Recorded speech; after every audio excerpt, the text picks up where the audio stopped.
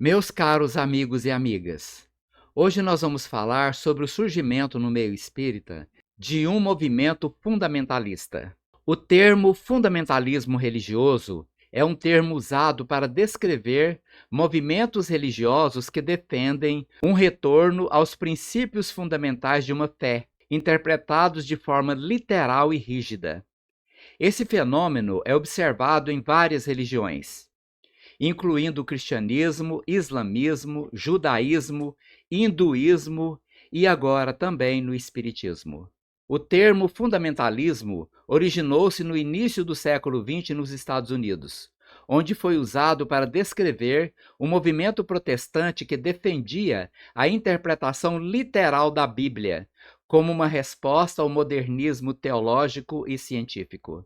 Os fundamentalistas originais se opõem à teoria da evolução e defendem a ideia de que a Bíblia jamais erra. Fundamentalistas acreditam que os textos sagrados, no caso espírita, as obras de Kardec, devem ser seguidos literalmente, sem adaptações ou reinterpretações modernas. Há uma forte resistência às mudanças sociais, culturais e científicas que são percebidas como ameaças aos valores tradicionais.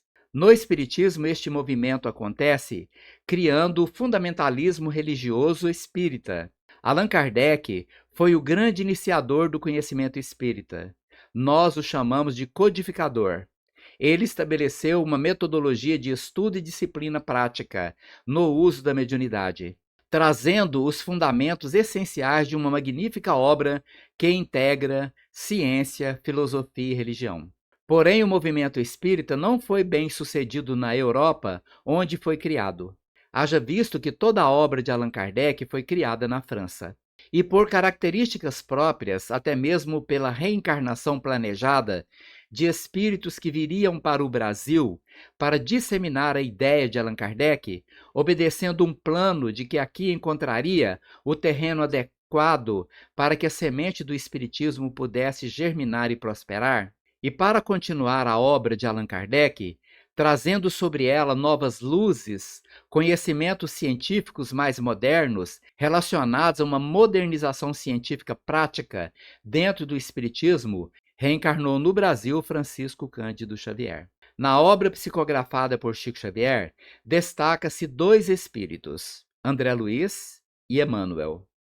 André Luiz, um espírito muito comum como qualquer um de nós, que ao desencarnar assume o papel de repórter do plano espiritual, contando para nós, através de seus livros, como funciona o plano espiritual. Em alguns aspectos, de maneira muito semelhante ao que acontece aqui no mundo encarnado, levando em consideração principalmente os valores científicos dos universos paralelos, onde existem mundos semelhantes a este mundo, porém numa outra dimensão vibratória, que é o lugar para onde vão os espíritos quando deixam seus corpos físicos. Já o espírito Emmanuel se tornou o grande filósofo do espiritismo, considerado como o filósofo essencial do espiritismo, o grande pensador da obra espírita.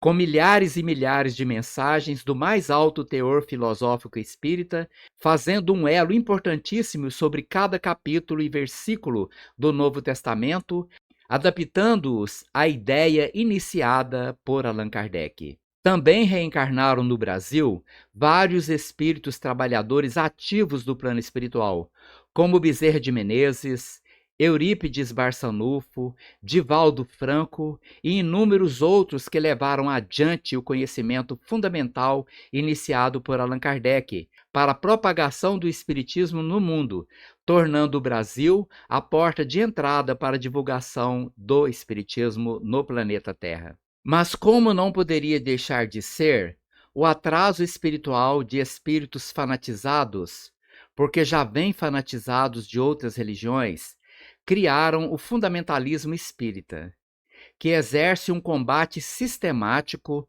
obscurecente, sobre toda a obra psicografada por Francisco Cândido Xavier, criando uma nociva ideia, dentro do princípio do fundamentalismo espírita, tendo como base que o Espiritismo só pode ser estudado e compreendido e defendido estudando exclusivamente os livros de Kardec, impedindo inclusive atualizações necessárias ao desenvolvimento do próprio Espiritismo.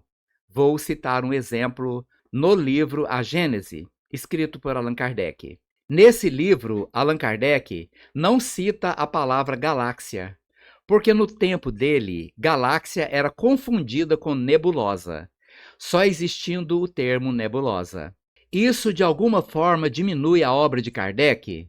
De jeito nenhum, porque portando-se o Espiritismo como ciência que se utiliza de física, química e biologia para entender a obra de Deus, o grande Criador, a inteligência suprema, a causa primária de todas as coisas, atualizações científicas se tornam indispensáveis à própria existência do Espiritismo. Mas os fundamentalistas espíritas fanáticos não compreendem isso.